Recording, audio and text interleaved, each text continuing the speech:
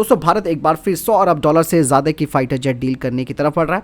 114 Rafale fighter jet, जो कि अभी तक खबरों में आ ही जा रहा था लेकिन ऑफिशियली कंफर्मेशन नहीं आ रही थी, लेकिन अब ये चीज़ हो गई है, काफ़ी हद तक कंफर्म हो गई है कि 114 राफेल फाइटर जेट्स के लिए भारत आगे बढ़ रहा है। अब सवाल दोस्तों ये नहीं है कि राफेल अच्छा है या नहीं, सवाल ये है कि क्या ये फैसला भारत की वायुसेना को बचाएगा या फिर ये सिर्फ समय खरीदने की कोशिश हो रही है। आप ये समझिए दोस्तों, मतलब क्या सिर्फ हम खरीद पर फोकस कर रहे हैं या फिर इंडियन एयरफोर्स की स्ट्रेंथ को बढ़ा रहे हैं, ये बहुत महत्वपूर्ण सवाल है। इसलिए दोस्तों हम फैक्ट्स पे बात करेंगे, इधर उधर की कोई फालतू बात नहीं करेंगे, जिस तरीके से आजकल कोई ना कोई डिफेंस यूट्यूबर्स या इन्फ्लुएंसर आकर कुछ भी बोल जा रहा है। सबसे बड़ी बात है दोस्तों यहाँ पर डिफेंस प्रोक्यूरमेंट बोर्ड की। दरअसल डिफेंस प्रोक्यूरमेंट बोर्ड ने 114 राफेल फाइटर जेट खरीदने के प्रस्ताव को मंजूरी दे दी और ये प्रस्ताव जाएगा अब डिफेंस एक्विजिशन काउंसिल और फिर उसके बाद जाएगा कैबिनेट कमेटी ऑन सिक्योरिटी के पास और आखिरी फैसला होगा प्रधानमंत्री जी के लेवल पर। मतलब साफ है दोस्तों, भारत सरकार 114 राफेल डील को आगे बढ़ाना चाहती है। इंडियन एयरफोर्स दोस्तों, अगर उनकी स्थिति की बात की जाए तो हम एक गंभीर समस्या से जूझ रहे हैं। ज़रूरत 42 स्क्वाड्रंस है लेकिन अभी हमारे पास 30 स्क्वाड्रंस है। हर साल पुराने मिग 21, मिग 27 रिटायर हो रहे हैं और नए फाइटर जेट उतनी तेज़ी से नहीं आ रहे हैं। इसीलिए यहाँ पर दोस्तों राफेल फाइटर जेट को चुना गया है, क्योंकि इसका रीज़न सबसे बड़ी बात यह है कि इंडियन एयरफोर्स पहले से ही 36 राफेल फाइटर जेट्स को उड़ा रही है। नेवी ने भी 26 राफेल मरीन के ऑर्डर दिए। इवन दोस्तों अंबाला में एमआरओ और ट्रेनिंग पहले से ही मौजूद है, यानी कि जंग के समय हमें एक्सपेरिमेंट नहीं करना दोस्तों।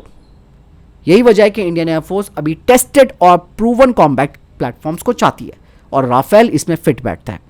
दोस्तों यहाँ पर ये डील इसलिए भी दिलचस्प हो जाती है क्योंकि 114 राफेल फाइटर जेट सीधे फ्रांस से नहीं आएंगे, बल्कि मेक इन इंडिया के तहत भारत में बनेंगे।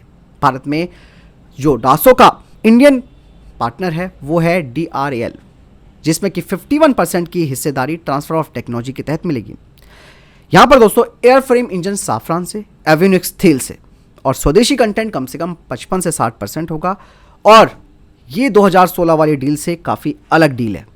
अब सबसे बड़ी बात आती है दोस्तों, 114 राफेल फाइटर जेट सिर्फ एयरक्राफ्ट्स नहीं होंगे, इनमें शामिल होगा Indian missile, Indian bombs, Indian ammunition और सबसे महत्वपूर्ण बात सिक्योर डेटा लिंक, जिसका मतलब ये है कि इंडियन जो रडार्स है, इंडियन सेंसर्स और ग्राउंड कमांड सेंटर सब कुछ रियल टाइम कनेक्टेड रहेंगे। और मॉडर्न वॉरफेयर में सबसे खतरनाक चीज़ दोस्तों मिसाइल नहीं होती, बल्कि इंफॉर्मेशन सिक्योरिटी होती है। अब यहाँ पर सबसे ज़्यादा एक और सवाल पूछा जा रहा है कि भाई इतनी महंगी डील हम कर रहे हैं और क्या हमारे AMC फाइटर जेट प्रोजेक्ट को इससे इम्पैक्ट तो नहीं पड़ेगा। ऐसे में सरकार ने भी साफ जवाब दिया है, भैया AMC बिल्कुल अलग प्रोजेक्ट है, तेजस मार्क 2 भी अलग प्रोजेक्ट है और 114 राफेल उससे कहीं नहीं टकराते।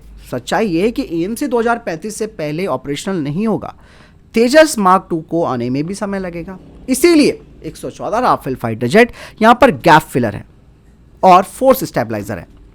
तो यानी कि कुल मिलाकर मैं ये कहना चाहूँगा कि जो सबसे बड़ी बात ये है 114 राफेल फाइटर जेट्स को लेकर, ये भारतीय वायुसेना को मॉडर्न बनाएंगे लेकिन आत्मनिर्भर नहीं बनाएंगे।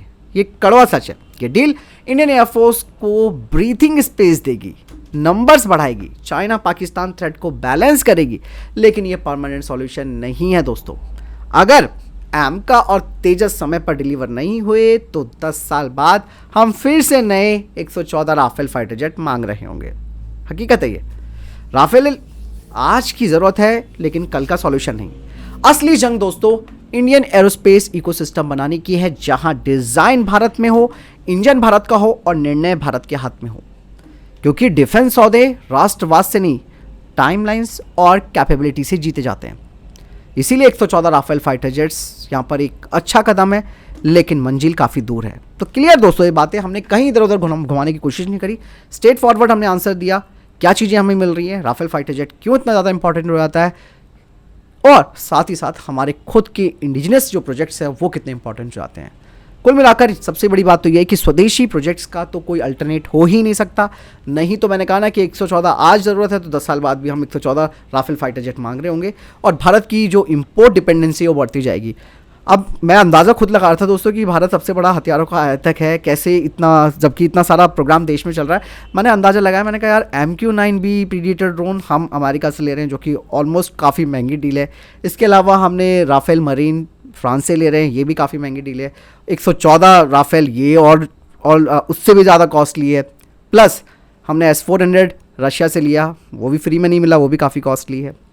इसके अलावा कई सारी चीज़ें ऐसे अपाचे हमने अमेरिका से लिए। तो आप ये देखिए दोस्तों, इंपोर्ट की तो लिस्ट हमारी अच्छी खासी है, इसलिए हमें सिपरी में कहा जाता है कि भारत सबसे बड़ा इंपोर्टर है वेपन्स का। लेकिन ये डिपेंडेंसी दोस्तों ख़त्म करने की ज़रूरत है। ये बहुत सीरियस मामला है, पैसा विदेशों के हाथ में जा रहा है, कंट्रोल उनके हाथ में जा रहा है, स्ट्रैटेजिक ऑटोनॉमी उनके हाथ में जा रही है, ये नहीं जानी चाहिए। और चाहे ड्रोन्स हों, चाहे फाइटर जेट्स हों, चाहे इंजन हो, सब कुछ देश में ही बनना चाहिए। इसका कोई दूसरा रास्ता नहीं है। डिपेंडेंसी दोस्तों आपको कल को इतना डिपेंड बना सकती है कि जंग के टाइम में आपके पास हथियार नहीं होंगे, फिर क्या करोगे।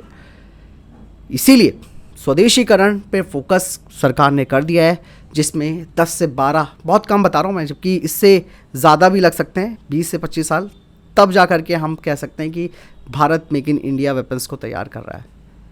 फिलहाल आपको क्या लगता है इस बारे में कमेंट सेक्शन में लिखकर जरूर बताएगा। मिलता हूं नए वीडियो के साथ। जय हिंद, वंदे मातरम।